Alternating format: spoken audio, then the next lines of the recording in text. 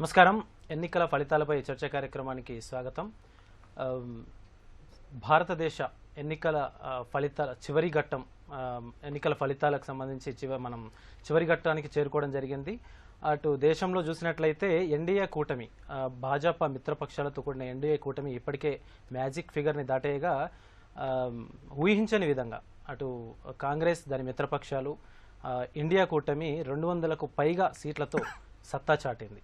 మరోవైపు ఆంధ్రప్రదేశ్లో చూసినట్టయితే సైకిల్ దెబ్బకు అటు ఫ్యాన్ వైసీపీ కకావికలమయ్యే పరిస్థితి. అదేవిధంగా ఒడిశాలో నవీన్ పట్నాయక్ రికార్డుకు కమలం పార్టీ బ్రేక్ వేసినట్లు కనిపిస్తోంది. ఇదే అంశాలపై మనతో చర్చలో పాల్గొంటున్నారు ప్రముఖ సెఫాలజిస్ట్ డాక్టర్ జి అనీష్ గారు, అదేవిధంగా బాలకోటయ్య గారు, అమరావతి బహుజన ఐకాస అధ్యక్షులు, అదేవిధంగా డాక్టర్ అంకం జయప్రకాష్ గారు, రాజకీయ విశ్లేషకులు. అనీష్ గారు, మనం ఆంధ్రప్రదేశ్లో చూసినట్లయితే ప్రస్తుతానికి అన్ని జిల్లాల్లో అటు తెలుగుదేశం పార్టీ, జనసేన, మరోవైపు బీజేపీ, ఈ మూడు పార్టీలతో కూడిన ఎన్డీఏ కూటమి దాదాపు 90 పోటీ చేసిన స్థానాల్లో 90% పైగా స్థానాలను గెలుచుకుంది ఇప్పటికే. ఈ విజయాన్ని ఎలా చూడాలంటారు? ఈ విజయాన్ని మీరు ఒక డబుల్ ఇంజిన్ ప్రభుత్వానికి ఇచ్చిన విజయంగా చూడొచ్చు. రెండోది, ఈ ఓటుని మనం ఒక anti incumbency vote against 5-year-old Jaganmohan Reddy గారి ప్రభుత్వంగా మనం కూడా చూడొచ్చు. అండ్ ఈ విజయాన్ని మనం ఒక కొత్త అధ్యాయంగా మనం చూడాలి. ఎందుకంటే ఈ ఒక మ్యారథాన్ ఎలక్షన్ ఏదైతే జరిగిందో, 18వ జనరల్ ఎలక్షన్ ఏదైతే జరిగిందో, it went on for about 6 weeks. ఇందులో మనం ఆంధ్రప్రదేశ్లో we have seen a record breaking polling here. 81.6% polling జరిగింది. అండ్ ఇంత రికార్డ్ పోలింగ్ జరిగినప్పుడు ఎప్పుడు ఏంటంటే it is a phenomenon that ఈ అడిషనల్ పోల్ ఆర్ ఎన్ని కొత్త ఓట్స్ దూర ప్రాంతాల నుంచి వచ్చి ఇక్కడ పడ్డాయో అవన్నీ యాంటీ ఇన్కంబెన్సీ ఓట్స్ అని మనం చెప్పుకుంటాం. అంటే ఉన్న ఒక అడ్మినిస్ట్రేషన్కి విరుద్ధంగా జనాలు కొంచెం వాళ్ళకి రోజుకొచ్చేసి ఒక కొత్త నవ ఉత్సాహం కోసం, ఒక చేంజ్ కోసం ఓటేశారు అన్నట్టు మనం చూడొచ్చు. And that is quite evident అండి. మనం 5 సంవత్సరాల పాలనలో we had seen law and order going to dogs. At the same time ఒక పైసా ఇన్వెస్ట్మెంట్స్ లేవు. ఈ కన్ఫ్యూజన్ అనేది అన్ని చోట్ల ఉంది. అమరావతిని పూర్తిగా స్క్వాష్ చేసేసి, నా పక్కనే మన ఒక విక్టిమ్ కూడా కూర్చొని ఉన్నారు. The entire group of Amaravati రైతుల్ని వాళ్ళని ఎలా ఇబ్బంది పెట్టారు, వాళ్ళని ఎలా హింసించారు అని చూసాము. అట్ ద సేమ్ టైం ఈ 3 capital అనే ఒక కన్ఫ్యూజన్ని క్రియేట్ చేశారు. ఇందువల్ల it was not an industry friendly government, it was not a farmer friendly government, it wasn't an investment friendly government. At the end it wasn't a development friendly government. అందుకోసమే వాళ్ళు ఇప్పుడు పతనం అయ్యారు.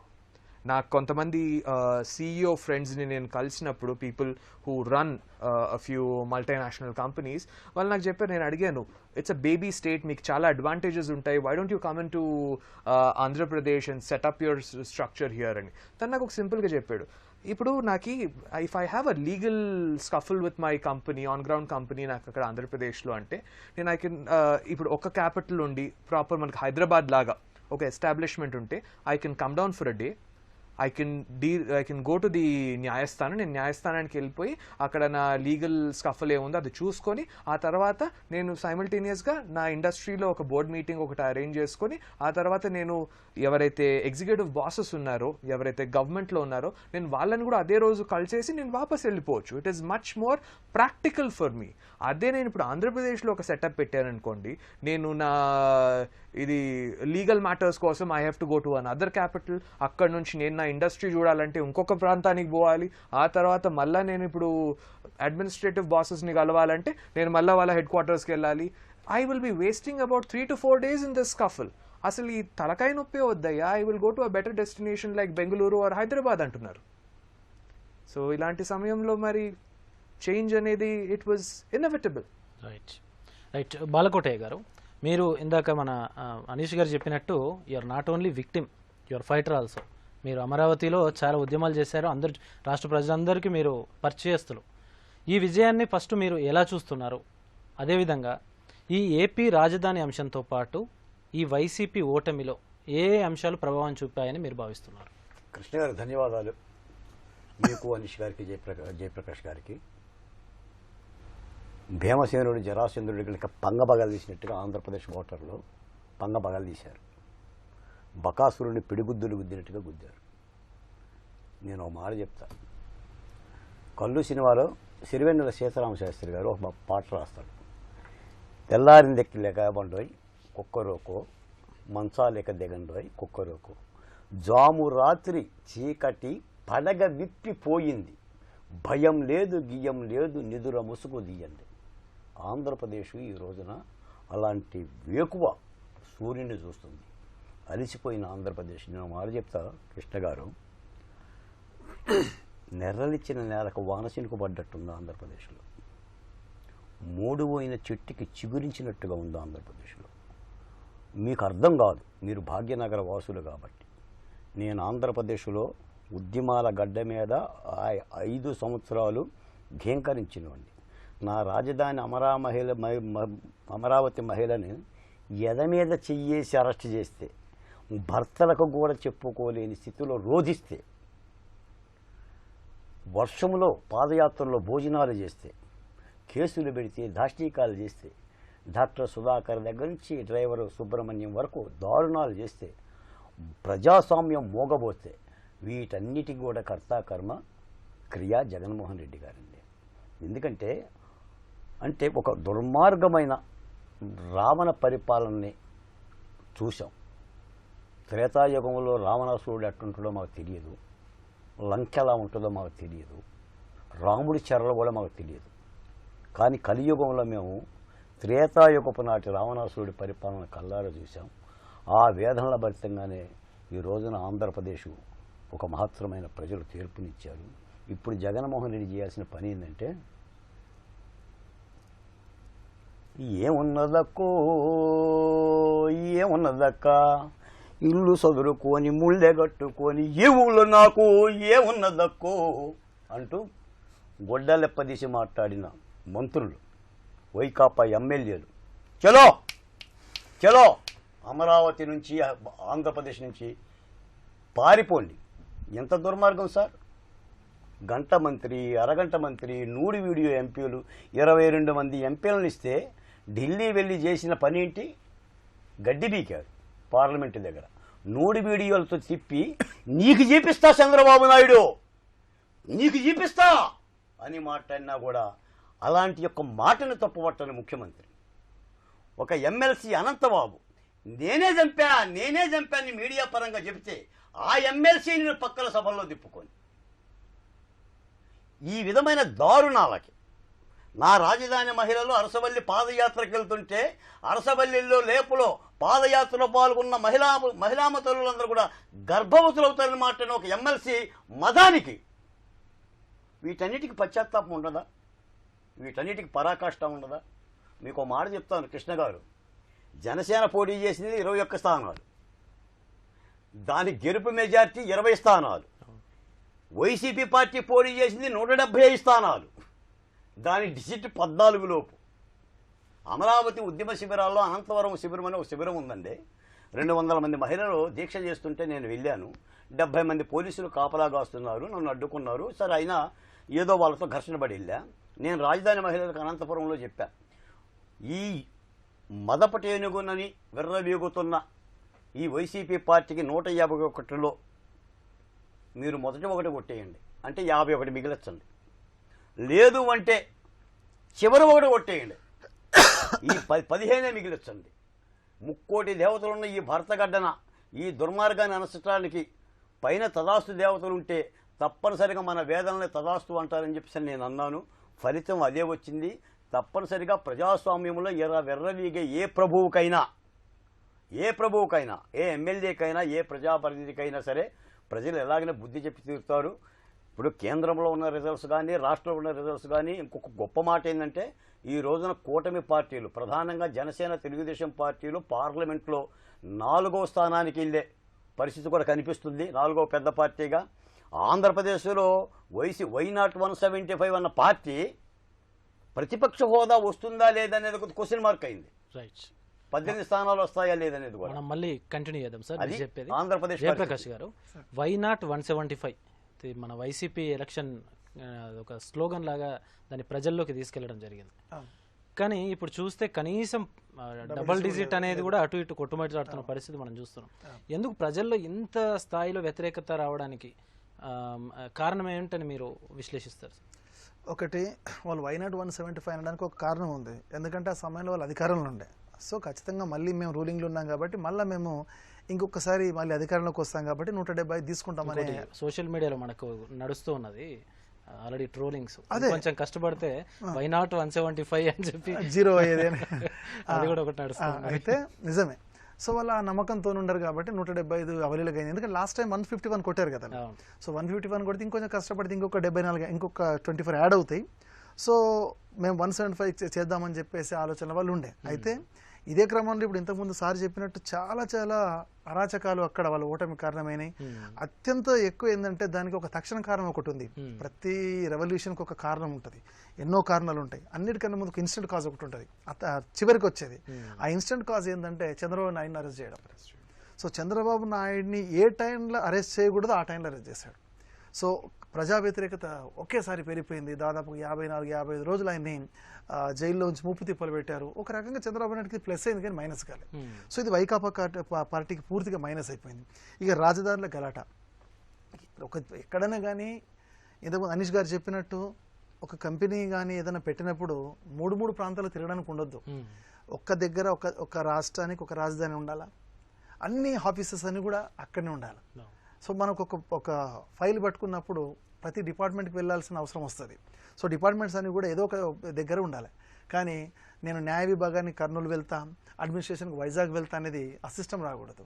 So ఇది కూడా జగన్ బాగా దెబ్బతీసింది. ఇదంతా ఒక ఎత్తు. ఒక రకంగా జగన్ యొక్క వ్యక్తిగత ధోరణి కూడా ఒక తిక్క తెలియని ఒక అహంకారం కూడా అతని యొక్క ఓటమి కూడా కారణమైందని మనం చెప్పవచ్చు. సో ఇట్లా అనేక కారణాలు, కర్నూలు చావుకు చాలా కారణాలంటూ అయిపోయింది. సో ఇప్పుడు ఒక రకంగా ఏంటంటే చంద్రబాబు నాయుడు కూడా తన ఓటమిని మళ్ళీ ఒక రకంగా తని రెక్టిఫై చేసుకొని 2019లో ఎందుకు ఓడిపోయానని రెక్టిఫై చేసుకొని ఇప్పుడు ఒక సుపరిపాలన అందిస్తే ఇక పరిపాలన ఆంధ్రప్రదేశ్లో సజావుగా సాగుతుందని మనం ఎక్స్పెక్ట్ చేయొచ్చు. రైట్, చర్చ కార్యక్రమానికి తిరిగి స్వాగతం. అనీష్ గారు, ఆంధ్రప్రదేశ్లో ఇప్పుడు చూసినట్టయితే వైసీపీ ఘోర పరాజయాన్ని మనం చూస్తున్నాం. అయితే ఇక్కడ మనం ప్రతిపక్ష హోదా దక్కాలన్నా మనకు 18 స్థానాలు అక్కడ రాష్ట్రంలో అవసరం అన్నది. అయితే ఇప్పుడు పరిస్థితి ఎలా ఉండబోతుంది అంటారు వైసీపీకి? ఇప్పుడు ఏముంది, it is the time for them. మొదటిగా వైసీపీకి ఒక పాపులర్ మ్యాండేట్ 2019లో దొరికింది. ఆ పాపులర్ మ్యాండేట్ని మిస్యూజ్ చేయడం జరిగింది. మిస్యూజ్ చేశారు. జనాల ఒక నమ్మకాన్ని ఎక్స్ప్లాయిట్ చేశారు. జనాల ఎక్స్పెక్టేషన్స్కి అసలు నిలబడలేకపోయారు. అదేదో జనాలు నాకు ఇచ్చిన కిరీటం అనుకొని వీళ్ళకు ఒక 4 ఫ్రీబీస్ బారేస్తే చాలు, వాళ్ళు నాకు వచ్చే ఎలక్షన్లో కూడా నాకు కాకుండా ఇంకా వేరే ఎవరికి ఓటేయరు అనే ఒక అహంకారంతో ఈ ప్రభుత్వం 5 సంవత్సరాల ఒక రౌడీ పాలన నడిపించింది. సో దానికే పరిణామం దే హ్యావ్ సీన్ ఇట్. ఇప్పుడు అట్లీస్ట్ వాళ్ళు కొంచెం రెట్రోస్పెక్ట్ చేసుకొని, although they might not achieve a very strong or significant position as an opposition, గవర్నమెంట్లో ఒక డెమోక్రటిక్ ట్రాక్షన్ని క్రియేట్ చేసి ఒక వచ్చే ఎన్నికల కోసం రెట్రోస్పెక్ట్ చేసుకొని వాళ్ళ పర్ఫార్మెన్స్ని అండ్ వచ్చే ఎన్నికల కోసం వాళ్ళు ప్రిపేర్ అవ్వాలి. ప్రజల సమస్యల్ని ప్రభుత్వం వరకు తీసుకెళ్లే ఒక ప్రయత్నం వాళ్ళు చేయాలి. Because they have a few peoples representatives sitting in the assembly. So వీళ్ళతో you should work for the people and do your job. ప్రతిపక్ష హోదా పరిస్థితి వైసీపీ చూసినట్టయితే మనకు 10, 11, 12 దగ్గర ప్రతిపక్ష హోదా రావాలి అంటే మనకి 18 సీట్లు రావాలి. సో అది ఒకవేళ దక్కకపోయినా కానీ ఒక నైతిక బాధ్యతను తీసుకొని, మేమే ప్రతిపక్షం అనే ఒక నైతిక బాధ్యతను తీసుకొని they have to still run that responsibility. ప్రతిపక్ష హోదా అంటే you will not be getting government perks అండి. గవర్నమెంట్ పర్క్స్ లైక్ ఒక పొజిషన్ అనుకోండి, a kind of a cabin in the assembly and in the secretariat and etc. So ఇలాంటివి official perks లేకపోయినా కానీ మీరు మీ మనసులో మీరు ఏం తప్పులు చేశారో అని చెప్పేసి అర్థం చేసుకొని ప్రజల కోసం పనిచేస్తే మంచిది. లేదు నేను మళ్ళీ ఇదే బ్లేమ్ గేమ్ ఆడతాను అంటే వచ్చే ఎన్నికల్లో కూడా మిమ్మల్ని ఇంట్లోనే కూర్చోబెడతారు. బాలకోటయ్య గారు, మీరు ఇందాక మీరు చెప్పారు మీ ఆవేదన అంతా, మీ పోరాటం అంతా మీరు చెప్పారు, మధ్యలో మేము ఆపేయడం జరిగింది, దాన్ని కంటిన్యూ చేద్దాం. అయితే కొత్త ప్రభుత్వం నుంచి మీరు ఏం ఎక్స్పెక్ట్ చేస్తున్నారు? దీనికి ఈ చంద్రబాబు నాయుడు గారి నాయకత్వంలో వచ్చే ఈ తెలుగుదేశం ప్రభుత్వానికి, ఎన్డీఏ కూటమిలోని ప్రభుత్వానికి మీరు చేసే సూచనలు ఏంటి? అమరావతి విషయంలోనే కానీ ఈ మధ్య జరిగిన పరిణామాలను కోట్ చేస్తూ మీరు ఇచ్చే సలహాలు ఏంటి ప్రభుత్వానికి? కృష్ణ గారు, మీ ప్రశ్నకు సమాధానం చెప్పే ముందు ఒకటి అర్థం చేసుకోవటంలో చాలా విఫలమవుతున్నామండి. 3 రాజధానులు పెడితే కర్నూలులో ఒక చోట కూడా, విశాఖపట్నం ఒక చోట, అమరావతి చోట పెడితే వ్యయ ప్రయాసలో ఇబ్బంది అవుతుంది. కాగితం తీసుకుని అక్కడికి వెళ్ళాలి, అక్కడి నుంచి అక్కడికి వెళ్ళాలి, అక్కడి నుంచి ఇక్కడికి వెళ్ళాలి అని ఆలోచిస్తున్నాం తప్ప అసలు అది కాదండి. ఓ ప్రజాస్వామిక రాష్ట్రం, ఒక ప్రభుత్వం అడిగిన భూములు శాసనాల ద్వారా, చట్టాల ద్వారా నిర్మితమైన రాజధాని. అది చట్టాల ద్వారా ఒక హైకోర్టు ఇచ్చిన తీర్పు, అది రాజధాని. అంతే తప్ప వ్యయ ప్రయాసలు కాదు. అదొక దుర్మార్గమైన కుట్ర జగన్మోహన్ రెడ్డి గారు చేసింది. 28 రాష్ట్రాల్లో లేని 3 రాజధానులు, 6 రాజధానులు, 12 రాజధానులు అమరావతిలో ఎందుకుంటాయి? వాటికి మద్దతు పలికే వాళ్ళని ఏమంటారు? మేధావులు అంటారా, మేధావులు అంటారా? కాబట్టి దీన్ని వక్రీకరించటం, ఎట్టి పరిస్థితుల్లో గుంటూరు, విజయవాడ జంట నగరాల రాజధాని అది శతాబ్దాల కళ. అది ఈ విభజన కారణంగా వరమో ప్రసాదమో ఆ ప్రాంతానికి దక్కింది. ఆనాటి ప్రభుత్వం చంద్రబాబు నాయుడు గారు నిధులు లేని కారణంగా ల్యాండ్ పూలింగ్ పద్ధతుల్లో రైతులని భాగస్వాములు చేసి 34,348 ఎకరాలు 28,881 మంది రైతుల దగ్గర తీసుకున్న కష్టార్జితంగానే అమరావతిని చూడాలి. పోతే మీరు అడిగిన అసలైన ప్రశ్న, రోగం సరే, వైద్యం మాట ఏమిటి? గాయాలు సరే, బాధలు సరే, వ్యతలు సరే, రేపు వచ్చి రాబోయే ప్రభుత్వం ఏం చేయాలి? ప్రధానంగా వాళ్ళు పెట్టుకున్న మేనిఫెస్టో ప్రకారంగా సూపర్ 6 కానీ, ఇతర అంశాలు, పోలవరం కానీ, ఇతర అభివృద్ధి కార్యక్రమాలతో పాటు అత్యంత ముఖ్యమైన విషయం చంద్రబాబు నాయుడు గారిలో కొత్త చంద్రబింబం చూడాలి. ఆంధ్రప్రదేశ్లో 5 ఏళ్లుగా జరిగిన ఈ అరాచకత్వం మీద ఒక ప్రత్యేకమైన మంత్రిత్వ శాఖను పెట్టి ఆ శాఖకు దళితుల్ని మంత్రిగా పెట్టాలి. ఈ రోజున ఆంధ్రప్రదేశ్లో మహిళల మీద పెట్టిన కేసులు కానీ, ఎస్సీల మీద, ఎస్టీల పెట్టిన అక్రమ కేసులు కానీ, తెలుగుదేశం పార్టీ కానీ, జనసేన కానీ, భారతీయ జనతా పార్టీ కానీ, జర్నలిస్టుల మీద కానీ, హైదరాబాద్ నుంచి కూడా జర్నలిస్టులు వీడ్చుకొచ్చిన విధానం మీద కానీ, లేదా వెబ్సైట్లలో రంగనాయకమ్మ లాంటి వాళ్ళ మీద, జర్నలిస్ట్ అంకబాబు లాంటి మీద పెట్టిన ఈ కేసులు మొత్తాన్ని కూడా శిరోమండనాలు, మానభంగాలు, అత్యాచారాలు వీటన్ని కూడా ఆ శాఖ పరిధిలోకి తెచ్చి, లోకేష్ గారి ఎర్ర బుక్కులు కూడా ఆ శాఖలోనే పెట్టి, నా దగ్గరున్న బులుగు బుక్కు 3,000 దరఖాస్తులు, ఫిర్యాదులు నా దగ్గర ఉన్నాయి.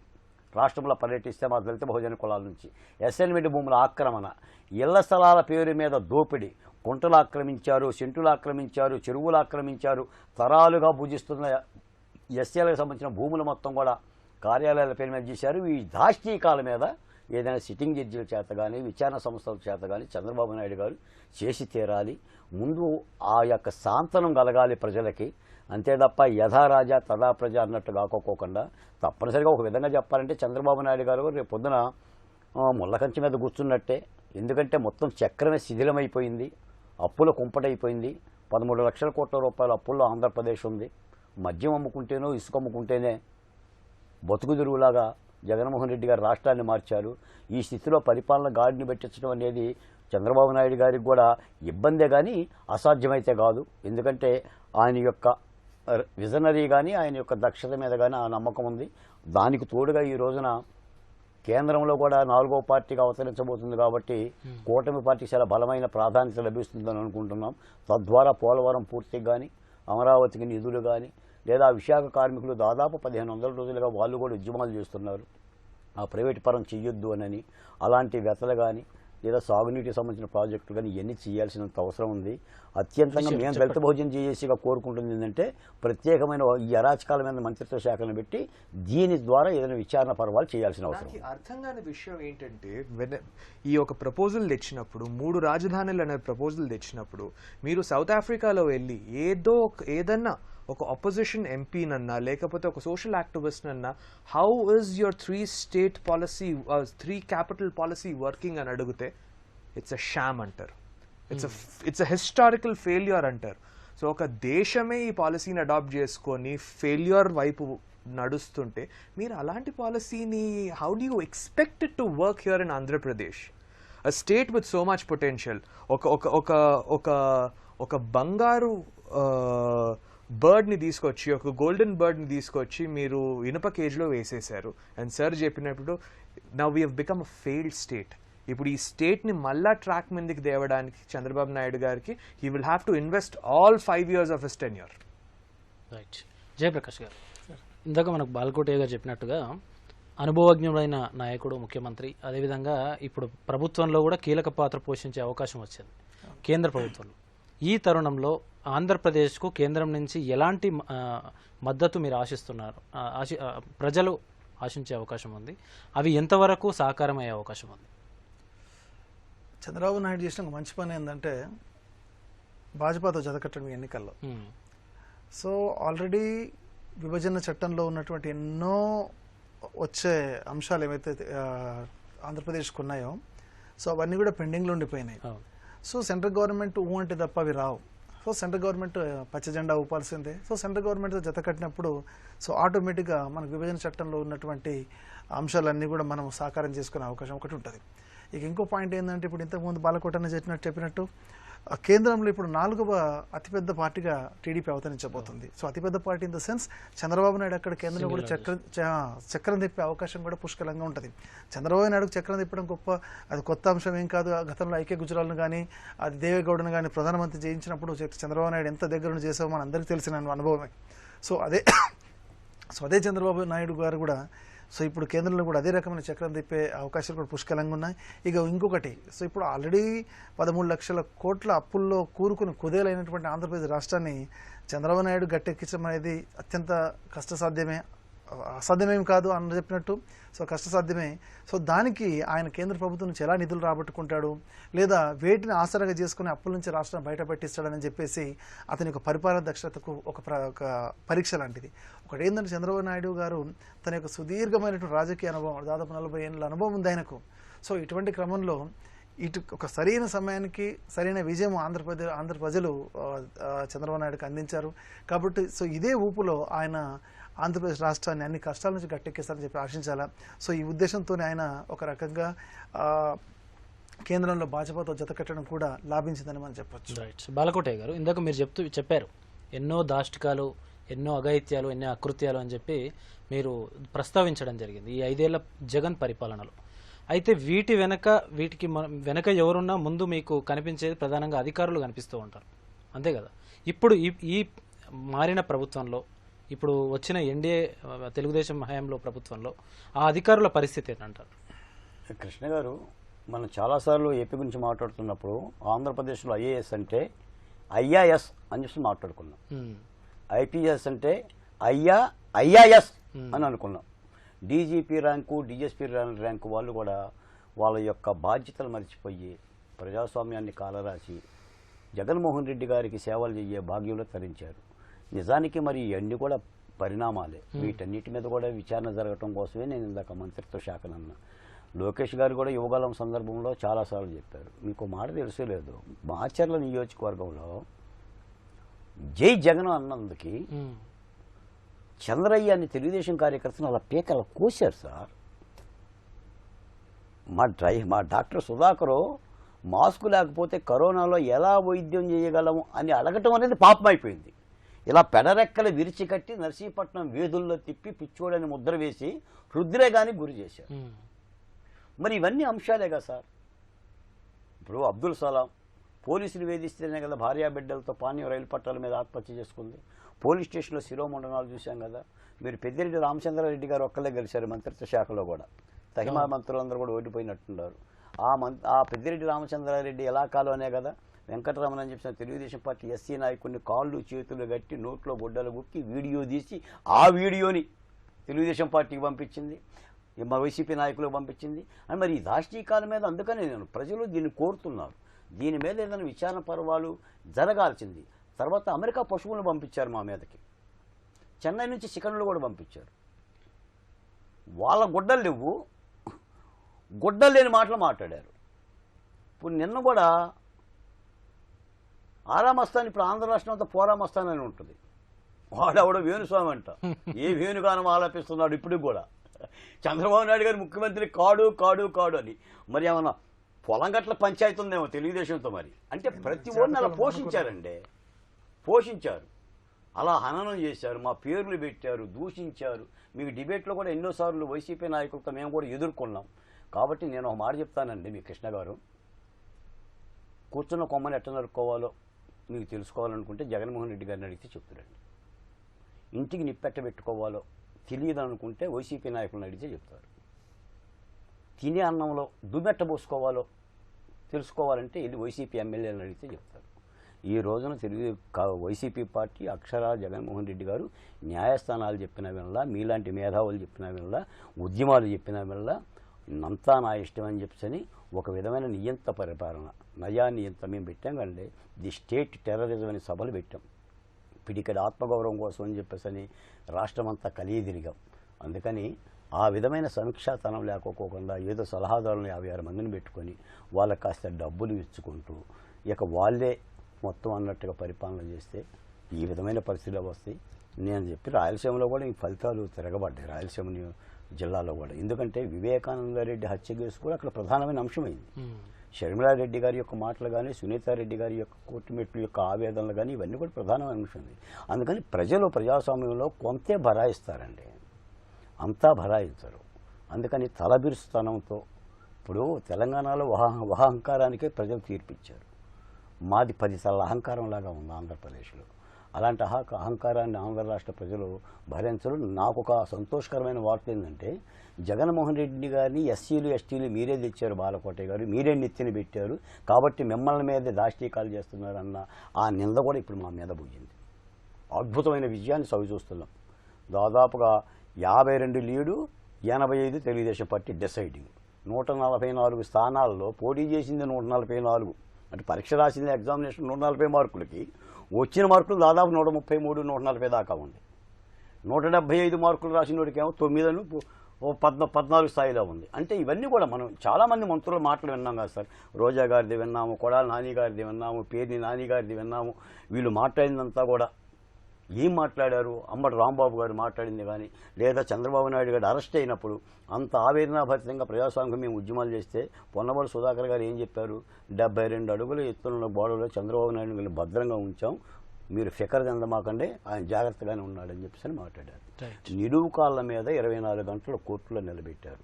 నంద్యాల దగ్గర నుంచి అమరావతి వరకు బస్సులో తెచ్చారు. బస్సులో రాకపోతే ఈడ్చుకొస్తానన్నాడు.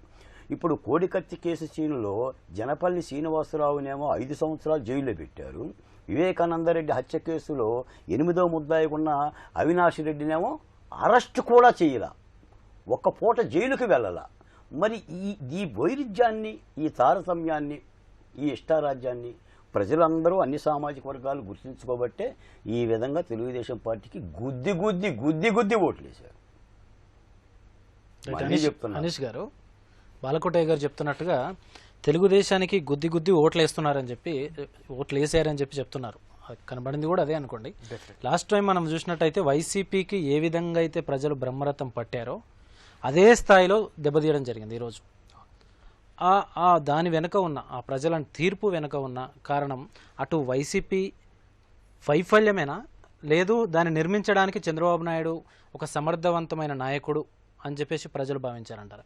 అదేవిధంగా ఈ తెలుగుదేశానికి బ్రహ్మరథం పట్టిన దాంట్లో ఇప్పుడు ఈ కూటమికి ప్రజలు ఈ స్థాయిలో బ్రహ్మరథం పట్టిన దాని వెనక ఎవరి కృషి ఎక్కువగా ఉందని మీరు భావిస్తున్నారు? దీంట్లో ఎక్కువ కృషి అయితే జగన్మోహన్ రెడ్డి గారిదే ఉందండి. It is very evident that వినాశకాలే విపరీత బుద్ధి అనేది మనకు కనిపిస్తూ ఉంది. ఆయన 5 సంవత్సరాల్లో చేసిన అరాచకాలు కావచ్చు, మిస్మేనేజ్మెంట్ కావచ్చు, ప్రజలు ఇచ్చిన ఒక పాపులర్ మ్యాండేట్ని ఎలా ఒక ఫ్లోర్ మ్యాట్ లాగా కింద వేసుకొని తొక్కడం కావచ్చు, all of this have reflected on the ballot box మొదటిగా. అండ్ రెండోది, చంద్రబాబు నాయుడు గారు హీ ఈజ్ అ పొలిటికల్ భీష్ముడు అండి. ఆయన రాజకీయ భీష్ముడు మన సౌత్ ఇండియాలోనే. సో ఆయన ప్రాపర్గా ఒక అలయన్స్ని వీవ్ చేసుకొని భారతీయ జనతా పార్టీతో కావచ్చు, జనసేనతో కావచ్చు, ఒక మంచి ఇంటర్ పార్టీ కోఆర్డినేషన్తో ముందుకు తీసుకెళ్ళాడు. And he had very short duration of time to do that. Especially ఆయన అరెస్ట్ అయినప్పుడు ఐఎమ్ షూర్ తెలుగుదేశం కార్యకర్తలు వాళ్ళు ఎలక్షన్ మీద దృష్టి పెట్టడం కంటే మన సుప్రీమో లోపల ఉన్నారు, మన సుప్రీమోని మనం బయటికి తెచ్చుకోవాలి అనే ఒక ఆవేదనలోనే ఎక్కువ ఉండేవారు. And I'm sure they wouldn't have invested so much time on the election. And ఒక ఇప్పుడు మన ప్యానలిస్ట్ సార్ చెప్పినట్టు, జేపీ గారు చెప్పినట్టు, చంద్రబాబు నాయుడు గారిని ఎలా అరెస్ట్ చేశారు, ఎలా ఆయనను వేధించారు, that he's also played a key factor there అండి. ఎందుకంటే ఆయనను అరెస్ట్ చేసే కంటే 2 రోజుల ముందు ఆయన బెల్లారికి వచ్చారు, ఒక టెంపుల్ ఇనాగ్రేషన్కి వచ్చారు, అక్కడ అందరినీ కలిశారు. అండ్ ఆఫ్టర్ దాట్ ఆయన వెళ్ళాక ఆయనని very ungodly hour around 4 AM or something around that time ఆయనని అరెస్ట్ చేయడం జరిగింది. ఆ తర్వాత బాల్కోటయ్య గారు చెప్పినట్టు ఆయనని చాలా వేధించారు. అండ్ అన్ని సంవత్సరాలు తన జీవితాన్ని ఈ రాష్ట్రం కోసం ధారబోసిన ఒక విజనరీ లీడర్ని అలా చిత్రహింసలు పెట్టడం, people will not digest it in the right way. వాళ్ళకి ఎక్కడో ఒక చోట వాళ్ళకి ఏమనిపిస్తుంది అంటే ఇంత దిగ్గజ నాయకుడిని ఇట్లా వేధించినప్పుడు మనము we are after all common men, మనని ఇంకెలా చేస్తాడయ్యా ఇతను, సో ఇలాంటి మనిషి పాలనలో కూర్చోవడం కంటే తిను ఇంట్లో కూర్చోవడమే బెటర్ అని చెప్పేసి ఇంటికి పంపించేసారు. ఇప్పుడైనా ఆయన కొంచెం ఇప్పుడు రెట్రోస్పెక్ట్ చేసుకొని ఆయన ఒక మనోపరివర్తన చేసుకొని ఒక బెటర్ లీడర్గా బయటికి ఎమర్జ్ అయితే that is good. If not people will send you home for ever sir. Krishna గారు ఒక మాట చెప్పండి. తండ్రి చేసిన పాపాలు పిల్లలు తగ్గుతాయి అన్నట్టుగా కొత్తగా వారసులుగా వచ్చిన వాళ్ళ తల్ల కూడా దిగిపోయి ఓడిపోయారండి. మీరు చంద్రగిరిలో చెవిరెడ్డి భాస్కర్ రెడ్డి గారి కొడుకు మోహిత్ రెడ్డి ఓడిపోయాడు. తర్వాత బందర్లో పేర్ని కృష్ణమూర్తి కొడుకు పేర్ని కృష్ణ నాని గారి కొడుకు కృష్ణ ఓడిపోయాడు. అలాగనే మన నారాయణ స్వామి గారి కుమార్తె కృపాలక్ష్మి ఓడిపోయింది. ఇలా అందుకని చేసిన పాపాలు వరకడే బాగుండి. మేము చెప్తూనే ఉంటుంటాం కదా, తొంబర రాంబాబు గారు అసలు అంతులేడు. మీ కొడాలి నాని గారు కౌంటింగ్ కేంద్రం నుంచి వెళ్ళిపోయాడు. ఇప్పుడు ఉదయం 10 o'clock నేను వేరే ఛానల్లో డిబేట్లో ఉన్నాను, వెళ్ళిపోతున్నాడు గుడ్డ కప్పుకొని. అందుకని ప్రజాస్వామ్యంలో చూడండి, ప్రజలే అజేయులు, ప్రజలే చరిత్ర నిర్మాతలు. అంబేద్కర్ గారు చెప్తారండి, నేను ఆయుధాన్ని ఇవ్వలేకపోతున్నాను, కానీ దేశ ప్రజలారా, నా జాతి బిడ్డలారా, ఓటు అనే ఆయుధాన్ని ఇస్తున్నాను. ఈ ఓటు ద్వారా మీరు తలరాతను మార్చుకోవాలని మీరే చెప్తాడు ఆయన. జయప్రకాష్ గారు, ఇప్పుడు ఈ ఎన్డీఏ కూటమి ఏపీలో చూసిన మనం ఎన్డీఏ కూటమి ఈ భారీ విజయంలో జనసేన అనేది కీలకమైన పాత్ర పోషించినట్టు మనకు కనిపిస్తుంది. ఇప్పుడు పోటీ చేసిన దాదాపు 21 స్థానాలు ఇప్పటికే ఆల్రెడీ గెలిచే పరిస్థితి కనిపిస్తోంది. ఈ గెలుపులో జనసేన పాత్రను మీరు ఎలా విశ్లేషిస్తారు? అసలు జనసేన లేకపోతే ఈ టీడీపీ అండ్ బీజేపీ ఒక అలయన్స్ ఉండేది కాదు. ఎందుకంటే ఒక రకంగా మన బయట బహిర్గతమే, చంద్రబాబు నాయుడు గారు కానీ మోడీ గారు కానీ ఎడమొహం పెడమొహమే ఒక రకంగా. సో ఎందుకంటే ఇద్దరు కూడా కంటెంపరీ లీడర్స్, ఇద్దరు కూడా సేమ్ ఏజ్ ఫ్యాక్టర్ ఉన్న వాళ్ళు. సో గతం నుంచి ఏదో తెలియని ఒక డిఫరెన్సెస్ వాళ్ళ మధ్య ఉన్నాయి, ఇది కామన్ థింగ్. అయితే పవన్ కళ్యాణ్ గారు కూడా చాలా సందర్భాలు చెప్పుకుంటూ వచ్చారు, నన్ను చాలా తిట్టారు, అమిత్ షా తిట్టారు, వాళ్ళు తిట్టారు, అయినా కూడా ఒక మంచి అంశం కోసం ఈ బీజేపీ, టీడీపీ, జేఎస్పీ కట్టుగట్ట పడాల్సినటువంటి ఒక అవసరం ఉంది అని చెప్పేసి ఆయన ఎన్నో సందర్భాలు చెప్పుకుంటూ వచ్చారు. సో ఒక్క విషయం ఏంటంటే ఈ మ్యాచ్ విన్నింగ్లో man of the match will be Pawan Kalyan. So ఖచ్చితంగానే, ఎందుకంటే పవన్ కళ్యాణ్ అనే వ్యక్తి లేకపోతే ఈ రోజు ఈ కూటమి ఉండేది కాదు. సో అఫ్ కోర్స్ చంద్రబాబు గెలుస్తున్నారే తర్వాత సంగతి. Man of the series Chandrababu Naidu, man of the match Pawan Kalyan, man of the match అయితే పవన్ కళ్యాణ్ గారే. సో కాబట్టి ఆయన చేసిన కృషి అనర్గళం అన్నట్టు, అది చాలా గొప్ప కృషి చేశాడు ఆయన ఈ 3 పార్టీలని ఏకం చేయడంలో. కాబట్టి ఆయన కృషికి ఈరోజు అతను కూడా ఫలితం అనుభవిస్తున్నాడు, అతను కూడా ఆ యొక్క ఫ్రూట్ అనుభవిస్తున్నాడు. ఎందుకంటే దాదాపు 60,000-70,000 మెజార్టీతో ఒక ట్రెమెండస్ విక్టరీ పవన్ కళ్యాణ్ గారు కూడా ఇండివిజువల్ గెలిచాడు, తన పార్టీని కూడా గెలిపించుకున్నాడు. దాదాపు 20 ఫినామినల్ అండి, ఫినామినల్. అది ఇద్దరు సీజన్డ్ లీడర్స్ ని ఒక new age leader whose emerge from being a film star వచ్చేసి వీళ్ళిద్దరిని ఒక పొత్తులోకి తీసుకొచ్చాడు. He made them hug and shake hands together to create this sort of an impact అండి. అది మనం అదే మాట్లాడుతున్న విషయంలో ఇప్పుడు పవన్ కళ్యాణ్ గారు ప్రభుత్వంలో ఏ విధంగా ఎలాంటి పాత్ర పోషించే అవకాశం ఉంది? షార్ట్గా చెప్పండి, మనం మళ్ళీ బ్రేక్. సార్ ఒకటి ఏంటంటే ఇప్పుడు అది వాళ్ళ యొక్క పార్టీ, వాళ్ళ యొక్క ప్రభుత్వ కూర్పును బట్టి ఉంటుంది. ఒకవేళ పవన్ కళ్యాణ్ గారు ప్రభుత్వంలో ఎలా ఉంటారు కాబట్టి ఏదైనా కీలకమైన పోస్టులు రెండు పదవులు ఆశించవచ్చు డెఫినెట్లీ. ఆయన కానీ లేకపోతే నాదెండ్ల మనోహర్ గారు కానీ ఖచ్చితంగా వీళ్ళిద్దరికి డెఫినెట్లీ ఒక క్యాబినెట్ ర్యాంకులో ఒక ఉన్నతమైన స్థానంలోనే వాళ్ళు ఉండొచ్చు. మేబీ నేను అనుకునేది ఏంటంటే home cum deputy CM Pawan Kalyan గారు తీసుకుని ఉండొచ్చు, లేదా ఇంకా ఏదన్నా రెవెన్యూ లాంటివో, లేకపోతే ఇంకొకటి క్రీమ్ పోస్ట్ ఏదన్నా ఫైనాన్షియల్ లాంటిది నాదెండ్ల మనోహర్ తీసుకుని ఉండొచ్చు. పవన్ కళ్యాణ్ గారు ఎంత హుందా మనిషి అంటే I don't think he will expect something but he will be given as a expect gesture of చేయాలంటే partnership. సార్ అనీష్ గారు ఇప్పుడు ఒక మంచి పని చేయాలంటే పొజిషన్ కూడా ఉండాలి. సో కాబట్టి ఆయన పొజిషన్ కూడా ఎక్స్పెక్ట్ చేస్తుండొచ్చు ప్రజల కోసం. అందుకే పాలిటిక్స్ లో అదే అంటున్నాను, అందుకే పాలిటిక్స్లోకి వచ్చాడు. ఇప్పుడు ఇన్ని రోజులు ఆయన కూడా చాలాసార్లు చెప్పుకుంటూ వచ్చారు, నాకు మీరంటే మీరు చాలా అభిమానం చూపించారు, బట్ అన్ఫార్చునేట్లీ మీరు ఎవరు నన్ను గెలిపించలేదు, అందువల్ల నా వాయిస్ తగ్గిందని పాప ఎన్నో సందర్భాల్లో వాపోయారు కూడా. సో ఈ రోజు ఆయన గెలిచారు, ఒక హోదాకు వచ్చారు అనుకోండి. సో ఆయన తను అనుకున్న లక్ష్యాన్ని తనకు ప్రజలకు చేయాలనుకున్నది గొప్పగా చేసే అవకాశం కూడా ఉంటుంది. కాబట్టి ఒక మంచి చేయాలంటే పొజిషన్ కూడా కంపల్సరీ. రైట్. సో అది అనీష్ గారు, జాతీయ స్థాయిలో చూసినట్లయితే ఈ రెండు సార్లు 10 ఏళ్ల పాటు అప్రతిహాతంగా దేశాన్ని పరిపాలించిన మోదీ ప్రభుత్వం భాజపా ఈసారి 400 పార్ 400 సీట్లు గెలిపించాలని చెప్పి ప్రజల్ని కోరారు. గెలుస్తామని చెప్పేసి వాళ్ళు ధీమా వ్యక్తం చేశారు. కానీ ఇప్పుడు పరిస్థితిని చూసినట్టయితే ఇండివిజువల్గా బీజేపీ 250 దాటలేని మ్యాజిక్ ఫిగర్ని కూడా ఇంకా క్రాస్ చేయలేదు. మిత్రపక్షాలతో కలిసి వాళ్ళు ప్రభుత్వాన్ని ఏర్పాటు చేసే పరిస్థితి ఏర్పడింది. ఈ ఫలితాలను బీజేపీ ఇలా తగ్గడానికి కారణాలు ఏంటని మీరు విశ్లేషిస్తారు? మేము ఇచ్చిన సర్వే రిపోర్ట్ ప్రకారం కూడా బీజేపీ తనంతకు తాను మ్యాజిక్ ఫిగర్ ఆఫ్ 272ని క్రాస్ చేయలేదు అనేవి ఇచ్చాము. Whereas NDA put together will easily comfortably form the government. చూడండి, 2019లో ఏదైతే ఎలక్షన్ స్ట్రాటజీ ఉండిందో బీజేపీది, it was called a cult strategy అండి. బీజేపీ ఎప్పుడు ఎలక్షన్స్కి వెళ్ళినా కానీ వాళ్ళకి 4 పిల్లర్స్ ఉండేవి. ఒకటి hard nationalism or neo nationalism, రెండోది హార్డ్ హిందుత్వ, మూడోది హార్డ్ డిప్లొమసీ, అంటే ఎలా వాళ్ళు ప్రపంచ దేశాల్లో ఎలాంటి ఒక ఇమేజ్ క్రియేట్ చేసుకొని వచ్చారు మోదీ గారు. అక్కడికి వెళ్ళగానే people cheering him, people calling him the new age of friendship, the Indian diplomacy and etcetera etcetera. And 4వ పిల్లర్ ఏంటి అంటే that is the Modi charisma or the Modi cult. ఈ యొక్క కల్ట్ ఫ్యాక్టర్ ఎక్కడో కొంచెం ఫేడ్ అవుతా ఉన్నట్టు మనకి ఈ ఎలక్షన్లో, ది కరెంట్ ఎలక్షన్లో మనకు తెలుస్తుంది. సో ఇప్పుడు గెయిన్స్ గురించి చూసుకుంటే గిన ఎన్డీఏ గెయిన్స్ ఈ మొత్తం సౌత్ ఇండియా నుంచి తీసుకొని we call this the coastal peninsula. So ఈ కోస్టల్ పెనిన్సులాలో వాళ్ళు మంచి అచీవ్మెంట్స్ చూశారు, గెయిన్స్ చూశారు. సో ఈ gains let's say they having a 20% gain here, అంటే in correlation to this they are having a much larger ఏమంటారు descent or much larger depreciation in their value in their కంచుకోటలు.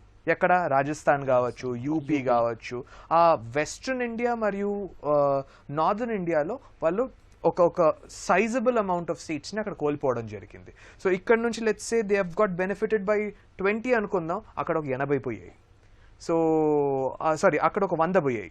So ultimately their net loss is somewhere around 70 to 80. So ఇందువల్ల this cult strategy is fading away. And at the same time మనం India bloc గురించి తీసుకుంటే గిన పోయిన ఎలక్షన్ కంటే ఇప్పుడు India bloc has performed really well. Congress party కావచ్చు, లేకుంటే వాళ్ళ స్ట్రాంగ్ అలయన్స్ పార్ట్నర్స్ తమిళనాడు నుంచి డిఎంకే కావచ్చు, వెస్ట్ బెంగాల్ నుంచి వాళ్ళ కొల్యూషన్ పార్ట్నర్స్ టీఎంసీ కావచ్చు, లేకపోతే ఇండియా బ్లాక్లో ఉన్న అందరూ ప్రాపర్గా పర్ఫామ్ చేశారు. అండ్ ఈ ఒక ఎలక్షన్ రిజల్ట్ని మనం ఒక మోడల్ విక్టరీగా చూడాలి రాహుల్ గాంధీ గారికి అండ్ ఇండియా బ్లాక్కి. Right, it is a model victory for them. Right. Balakote గారు, ఇప్పుడు కేంద్ర ప్రభుత్వంలో సంకీర్ణ ప్రభుత్వం ఏర్పడే పరిస్థితి వచ్చింది. ప్రాంతీయ పార్టీలు ముఖ్యంగా చూసినట్టయితే నితీష్ కుమార్, చంద్రబాబు నాయుడు కీలకంగా మారే పరిస్థితులు వచ్చాయి. ఇప్పుడు ఈ కేంద్రంలో చంద్రబాబు నాయుడే కానీ లేకుంటే కూటమిలో ఉన్న పవన్ కళ్యాణే కానీ ఎలాంటి పాత్ర పోషించాలని ఆంధ్రప్రదేశ్ ప్రజలు వారి తరఫున మీరు కోరుకుంటున్నారు? ఇప్పుడు చంద్రబాబు నాయుడు గారికి 2 వరాలు ఇచ్చింది దొరికినాయి. ఒకటేమో ఆంధ్రప్రదేశ్లో రాష్ట్ర ప్రజలు అధికారంలో ఇవ్వటంతో పాటు, ఒక వరం ఇవ్వటంతో పాటు కేంద్రంలో కూడా పాత్ర పోషించే వరాన్ని కూడా ఇచ్చారు. కాబట్టి ఆంధ్రప్రదేశ్ని గాడిలో పెట్టడానికి ఆర్థికంగా కానీ లేదా ప్రాజెక్టుల పరంగా కానీ, అది అమరావతి కానీ పోలవరం కానీ చంద్రబాబు నాయుడు గారికి మంచి అవకాశం కూడా ఉంటుంది. భారతీయ జనతా పార్టీ కూటమిలో ఉంది కాబట్టి, ముగ్గురు కలిసే పోటీలో ఉన్నారు కాబట్టి జాతీయ స్థాయి నేషనల్ ఫలితాలు కూడా చంద్రబాబు నాయుడు గారికి అనుకూలమైన వాతావరణం కనిపిస్తూ ఉంది. దీన్ని సద్వినియోగం చేసుకోగలగాలి. పోతే మీరు ఇందాక ఒక మాట అన్నారు, జనసేన పార్టీకి ఎలాంటి ప్రాధాన్యత ఉంటుంది అని. జనసేన పార్టీకి పవన్ కళ్యాణ్ గారికి కానీ లేదంటే మనోహర్ కానీ ఇత్యాది నాయకులకి, భారతీయ జనతా పార్టీ నాయకులకి ప్రాధాన్యతని ఇవ్వడంతో పాటు, ఎందుకంటే పరస్పర కూటమి పార్టీలు కాబట్టి అసలు కూటమి అంటేనే ఒకళ్ళ మీద ఆధారపడే కాదు, నీ అక్కర ఎంత ఉందో నా అక్కర ఎంత ఉంది, నా అవసరం ఎంత ఉందో నీ అవసరం ఎంత ఉంది, ఇట్నే రాజకీయ సమీకరణలు జరుగుతాయి. నేననేది ఏంటంటే బహుజన కులాల జేజేసీగా ప్రజలకి కొత్తగా ఏం చేస్తారు మీరు ముగ్గురు కలిసి? పరిపాలనలో కొత్తదనం ఏం చేస్తారు? మీకే మంత్రిత్వ శాఖ వస్తుంది అనేది వస్తుంది, దాన్ని ఎవరు ఆపలేరు. మీరు పరిపాలనలో ఎలాంటి మెరుగులు దిద్దుతారు, ఎలాంటి సుపరిపాలన అందిస్తారు, ఈ ఎస్సీలకి, ఎస్టీలకు, బీసీలకు, మైనారిటీలకి ఎలాంటి శాంతనం కలుగు చేస్తారు, ఇది ఒక ప్రధానమైన ఎజెండాగా ఉండాలి. ఒక మాట అండి, చంద్రబాబు నాయుడు గారు మాత్రం ఫినిక్స్ పక్షి అంటూడండి. ఫినిక్స్ పక్షి చనిపోయినా కూడా సూర్యభగవానుడి కిరణాలు పెడితే తిరిగి మళ్ళీ బతికిద్దంట. అంటే సంక్షోభంలో నుంచి చంద్రబాబు నాయుడికి విజయం ఎలా సాధించాలో అసలు ఒక బాగా తెలిసిన వ్యక్తిలా ఉన్నాడు. చంద్రబాబు నాయుడు గారి యొక్క రాజకీయ జీవితంలో ప్రతిదాన్ని కూడా సంక్షోభం నుంచి ఎదుర్కొన్నాడు. ఆయన రాజకీయ చరిష్మా చూసుకుంటే సంక్షోభం నుంచే వస్తూ ఉంటుంటాడు ఆయన. మీకు 2014 విభజన తర్వాత అధికారంలోకి రావటం కానీ, లేదా రాజశేఖర రెడ్డితో ఇబ్బందులు పడటం కానీ, లేదు ఇప్పుడు కానీ. అందుకని తప్పనిసరిగా చంద్రబాబు నాయుడు గారి మీద ఆంధ్ర రాష్ట్రం యొక్క భవిష్యత్తు బాగుందని ఓటర్లు ఈ తరహా తీర్పులు ఇచ్చారు. కాబట్టి తప్పనిసరిగా ఒక శుభ సూచకం, శుభమేలు జరుగుతుందని ఆశిస్తున్నాను. రైట్. జయప్రకాష్ గారు, తెలంగాణ రాజకీయాలకు వద్దాం. తెలంగాణలో మనం చూసినట్టయితే ఇప్పటికీ ఎగ్జిట్ పోల్స్ అంచనాలు నిజమయ్యాయి. ఆల్మోస్ట్ 881 అదే నెంబర్ అక్కడ ఫిక్స్ అయ్యింది. సో ఈ ఫలితాలను ఎలా చూస్తారు? అక్కడ భాజపా 8 స్థానాలు, కాంగ్రెస్ 8 స్థానాలు, ఎంఐఎం ఆల్రెడీ ఉన్నది 1 స్థానం. ఆల్రెడీ చెప్పారు అందరూ, ఊహించినట్టుగానే ఫలితాలు వచ్చాయి. కాబట్టి రాష్ట్రంలో ఇచ్చిన ఈ ఫలితాలను మీరు ఎలా విశ్లేషిస్తారు? సో తెలంగాణ వరకు వచ్చేసరికి దాదాపు అన్ని ఎగ్జిట్ పోల్స్ కూడా గట్లని చెప్పినాయి. సో కాంగ్రెస్కు 8-10, భాజపా 8-10, ఎంఐఎం కన్ఫర్మ్ 1, కొన్ని బీఆర్ఎస్కి 1 వస్తుందని చెప్పారు. సో ఎట్లా ఏమైనా కూడా ఫైనల్కి వచ్చేసరికి ఇది ఒక 8 తీసుకుంది, అదొక 8 తీసుకున్నది. అయితే ఇక్కడ ఏంటంటే ఈ కాంగ్రెస్ ఒక రూలింగ్ అడ్వాంటేజ్ని ఫెయిల్ అయిపోయింది. అంటే అది అధికార పార్టీ ఉంది కాబట్టి వాళ్ళు డెఫినెట్లీ ఇంకా ఒక 4 సీట్లు ఎక్కువ కొట్టే అవకాశం వాళ్ళకు ఉండే. సో కాబట్టి ఆ అడ్వాంటేజ్ వాళ్ళు మిస్ అయిపోయినారు. కాబట్టి ఒక రకంగా కాంగ్రెస్ ఫెయిల్యూర్ అని చెప్పొచ్చు. ఇక్కడ బీజేపీ బలం అని చెప్పాలా, కాంగ్రెస్ బలహీనత, వైఫల్యం అని చెప్పాలా? అంతే కదా, ఇప్పుడు అదే చెప్పబోతున్నా. సో బీజేపీ ఏం చేసిందంటే బీజేపీ ఓట్ల పరంగా, సీట్ల పరంగా గెయిన్ అయిపోయింది. గతంలో బీజేపీకి 4 సీట్లు ఉండే, ఇప్పుడు 8 సీట్ల దాకా వచ్చే అవకాశం వచ్చేసింది. సో ఇంకోటి ఏంటంటే ఈ హోంవర్క్ కూడా కరెక్ట్ చేయలే కాంగ్రెస్ వాళ్ళు. సో లైట్ తీసుకున్నారు, ఎందుకంటే మేము ఎట్లా డెఫినెట్గా గెలిచబోతున్నాం అని చెప్పేసి వాళ్ళు అనుకున్నారు. అదేవిధంగా మేము మాదే కదా అధికారం, మాదే కదా, సో వచ్చే సీట్లు కూడా మేము అనుకున్న వాళ్ళకి ఇస్తాం కదా అని అనుకున్నాం. కానీ సీట్ల ఎంపికలు కూడా చాలా తప్పు జరిగింది. సో ఇక బీఆర్ఎస్ పరిస్థితి ఏంటంటే బీఆర్ఎస్ పాపం దయనీయంగా ఉంది మొదటి నుంచి. ఎందుకంటే ఆల్రెడీ వాళ్ళకి ఒక పెద్ద షాక్ ఎప్పుడు తగిలింది, అసెంబ్లీ ఎలక్షన్స్లో తగిలింది. సో అసెంబ్లీ ఎలక్షన్స్లో తగిలిన షాక్, అదేవిధంగా అంతకుముందు వాళ్ళకి ఆల్రెడీ 9 సీట్లు ఉండే ఎంపీ సీట్లు. సో ఇప్పుడు వాళ్ళని రక్షించుకునే స్థితిలో కూడా వాళ్ళు లేని పరిస్థితికి వచ్చేసిండ్రు. సో కేసీఆర్ గారు ఏమన్నారు, ఈసారి 10-12 కొడతామన్నారు. 10-12 కాదు, ముందు ఒకటి అకౌంట్ ఓపెన్ కూడా వాళ్ళు చేయలేని దుస్థితికి వచ్చిండ్రు. కనీసం వాళ్ళ యొక్క సిట్టింగ్ సీట్లను కూడా కాపాడుకోలేని దుస్థితికి వాళ్ళు వచ్చారు. సో ఇదేంది? కానీ ఇక్కడ ఫెయిల్యూర్ ఎవరిది అంటే టీఆర్ఎస్, బీజేపీతో కాదు, కాంగ్రెస్ ఫెయిల్యూర్. ఎందుకంటే కాంగ్రెస్ అధికారంలో ఉన్నారు, వాళ్ళకు గొప్ప అవకాశం ఉండే. రేవంత్ రెడ్డి గారు చాలా సందర్భాల్లో అన్నారు ఈసారి 12-14 వరకు చేస్తామన్నారు. కానీ ఇక్కడ దాదాపు వాళ్ళకు గట్టి హోంవర్క్ చేసి ఉంటే డెఫినెట్ ఇంకొక 4-5 సీట్లు కాంగ్రెస్కి వచ్చే అవకాశం ఉంటాయి. కాంగ్రెస్ క్యాడర్ స్టేట్ ఎలక్షన్స్ అయిపోయాక అలిసిపోయారు, లేకపోతే we have already won the election, let's take a chill pill అని చెప్పేసి కూర్చున్నారు సార్ చెప్పినట్టు. వెదే ఓవర్ కాన్ఫిడెంట్ ప్రాబబ్లీ. ఎందుకంటే రేవంత్ రెడ్డి గారు ఆయన vision was really amazing.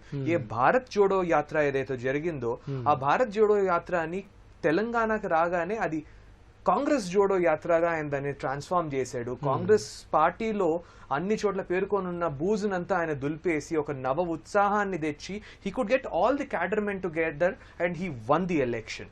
But అదే ఉత్సాహం మన లోక్సభ ఎలక్షన్స్ వరకు కంటిన్యూ అయినట్టు మనకు కనిపించలేదు. అనీష్ గారు, ఇప్పుడు కాంగ్రెస్ పరిస్థితి అది, బీజేపీ సక్సెస్ అయినట్టే వాళ్ళ కంపారిటివ్లీ అసెంబ్లీ ఎలక్షన్స్. బట్ ఇక్కడ మనకు అసెంబ్లీ ఎలక్షన్స్లో 39%, 37 చేంజ్ వచ్చిన బీఆర్ఎస్, అదేవిధంగా రీసెంట్గా ఆ పార్టీ అధినేత బస్సు యాత్ర చేసినప్పుడు మనం జనం నీరాజనం పడుతుంటే చూసాం. ఆ పరిస్థితులు అవి ఎక్కడో ఆ పార్టీలో ఆశలు చిగురించినట్టుగా అనిపించింది. ఆయన కాన్ఫిడెంట్ వ్యక్తం చేశారు, కాన్ఫిడెంట్గా చెప్పారు 11-12 మేము గెలుస్తామని చెప్పి. బట్ ఇక్కడ చూసినట్లయితే ఒక్క సీట్లో కూడా వాళ్ళు ప్రభావం కూడా చూపలేని పరిస్థితి.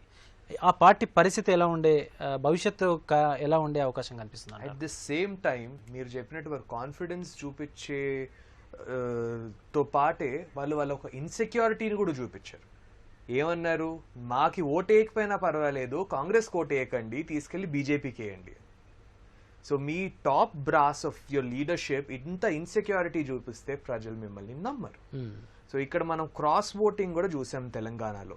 ఎక్కడ బీఆర్ఎస్ ఓట్స్ అంతా ఒక గుంపుగా చేరుకొని they have all gone to BJP.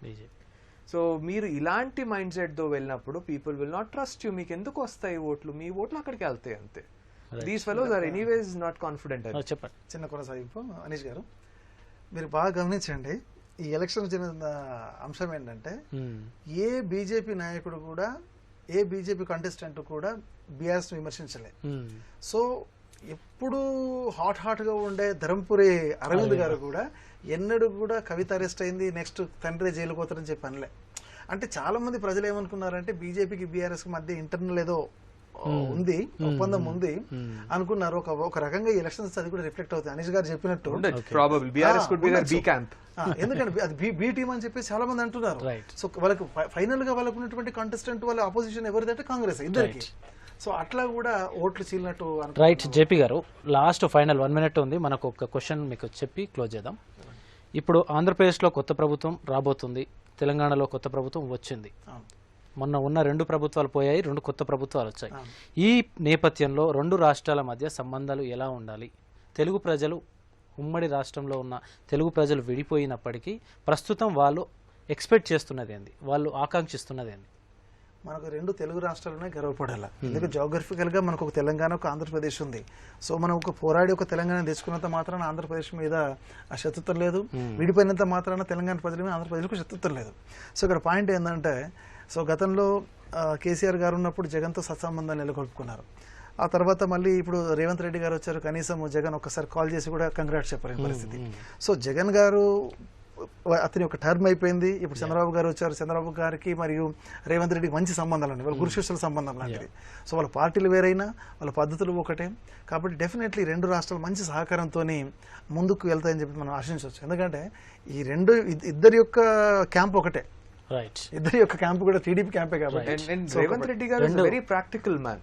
So మనం ఆంధ్రప్రదేశ్ తో కలిసి ఉంటేనే మనకి కలదు సుఖం అని చెప్పేసి ఆయనకు తెలుసు. నిజానికి ఉండాలి కూడా. విశ్లేషకుల అభిప్రాయం ప్రకారం 2 రాష్ట్రాలు సత్సంబంధాలతో కొనసాగి తెలుగు రాష్ట్రాలు అభివృద్ధి పథంలో నడిపించాలని ఆశిద్దాం.